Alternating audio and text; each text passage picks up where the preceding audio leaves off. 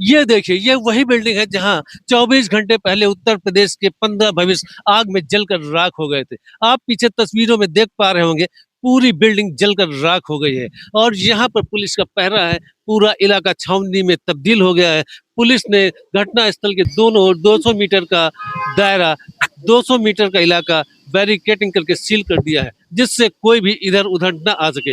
हालांकि पुलिस घटना का कारण कंप्रेसर का फटना और शॉर्ट सर्किट बता रही है, लेकिन क्या वास्तव में यह सच है, यह अभी पता नहीं चल पा रहा है। उसका कारण यह है कि पुलिस ने आसपास के सभी घरों के सामने पुलिस का पहरा बिठा दिया है और लोग बोलने से कतरा रहे हैं, जिससे सच्चाई बाहर नहीं आ पा रही है। इससे पूरा घटनाक्रम संदेह के घेरे में है। आइए हम आसपास के लोगों की जुबानी सुनते हैं। मैडम, क्या नाम है आपका? माला निगम। आपका घर ठीक घटना स्थल के बगल में है। कल कैसे क्या घटना घटी? मैं जो है लॉन में थी, तो मैंने देखा कि वो धुआं उठ रहा है। तो मैं दौड़ करके, मेरे दो बेटे हैं, दोनों बच्चे और मैं जो है बाहर दौड़ करके गए। तो उस समय जो है जब आग लगी थी तो मतलब उतनी तेज़ नहीं थी, तो मैं दौड़ करके वहाँ गई और मैंने सोचा कि शायद मेरी अगर मैं कुछ हेल्प हेल्प कर पाऊँ। तो मैं, लेकिन जो एंट्रेंस था, एंट्रेंस के अंदर जो है वो आग दिख रही थी।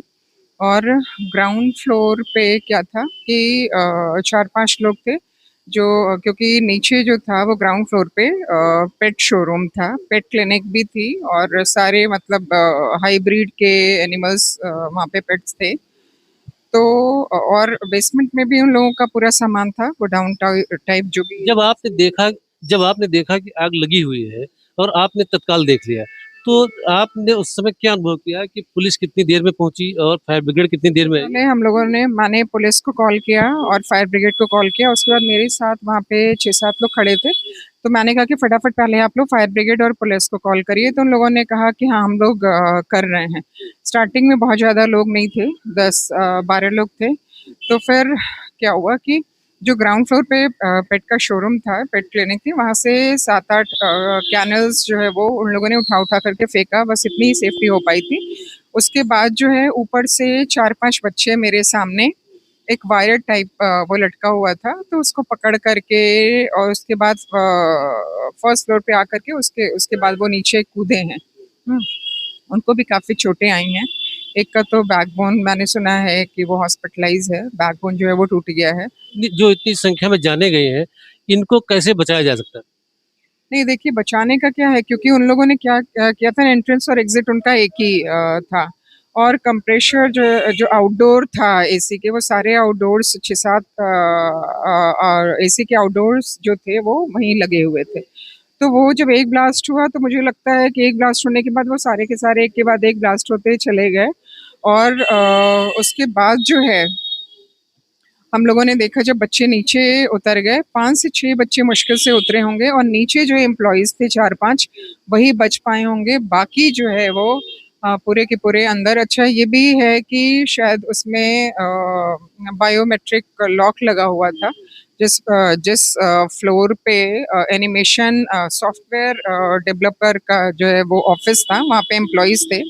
और तो उसके बाद क्या था, चूँकि वो सीढ़ी पे आग लगी थी, इसलिए ऊपर से नीचे अगर दरवाज़ा खुल भी जाता तो। स्थानीय प्रशासन का कितना सहयोग था? देखिए, मुझे नहीं लगता कि प्रशासन का कोई जो है वो दोष है, क्योंकि हम लोगों ने जब कॉल किया, मैं जब वहाँ गई तो आधे घंटे के अंदर-अंदर पुलिस पहले आ गई, उसके बाद फायर ब्रिगेड एक के बाद एक लगातार आती गई। और उसके बाद जो उसके पहले जो इम्प्रेस कंप्यूटर वाला जो एक कंप्यूटर। लगभग लगभग कितने घंटे में आग पर काबू पा लिया गया? आग को काबू पाने में तो कम से कम पूरी तरह से 5 घंटे लग गए, क्योंकि जब 2 ढाई घंटे तक फायर ब्रिगेड रेस्क्यू मतलब करने के बाद, मतलब आग बुझाने के बाद भी, जब फ्रंट वाला हिस्सा जब उन लोगों ने तोड़ा, तो उसके बाद भी 3 ढाई घंटे के बाद भी जो है पीछे बुरी तरह से वैसे ही आग जो है वो दिख रही थी। तो पूरी तरह से कंट्रोल करने के लिए 5 घंटे जो है वो लगे। आप प्रत्यक्षदर्शी की बातें सुन रहे थे और आपका ये घर घटना स्थल के घटना स्थल के ठीक बगल में है। 2 घर के बाद आपको घटना स्थल दिखाई दे रहा होगा। ये नवीन प्रकाश जी हैं और इनका ये घर है और ये घर घटना स्थल के ठीक बगल में इनके घर का पीछे का हिस्सा और घटनाक्रम के बगल का हिस्सा लगभग जुड़ा हुआ है। तो भैया ये घटनाक्रम कैसे क्या हुआ, आप कुछ बताएंगे? देखिए, ये जो इंसिडेंट हुआ, ये कोचिंग यहाँ पे चलती थी। कौन सी कोचिंग चलती थी? एनिमेशन चलती थी। क्या नाम था कोचिंग का?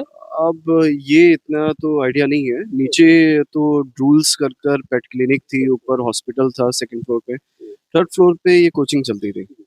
और ये जो दर्दनाक हादसा हुआ, ये रियली बहुत सबके लिए अच्छी बात नहीं रही है, क्योंकि 15 बच्चों का खोना एक बहुत बड़ी बात होती है। बस यही था कि जिस तरह से वो कंस्ट्रक्शन बना है, तो लोगों के लिए भी सोचने के लिए टाइम। और आग इतनी तेज थी कि कोई भी, हम या आप भी होते ना, तो कोई भी सामने से ना जा सकता था, इतना धुआं उड़ रहा था। तो ये दिक्कत सभी के लिए थी। कुल मिलाकर प्रवेश और निकास दोनों एक ही थे, और आग लगने के दौरान लोग बचाव लोग बचाव कार्य के लिए अंदर नहीं जा पा रहे थे, इसीलिए हादसा इतना बड़ा हो गया। कैमरा पर्सन यश गुप्ता के साथ आलोक चौधरी, C19।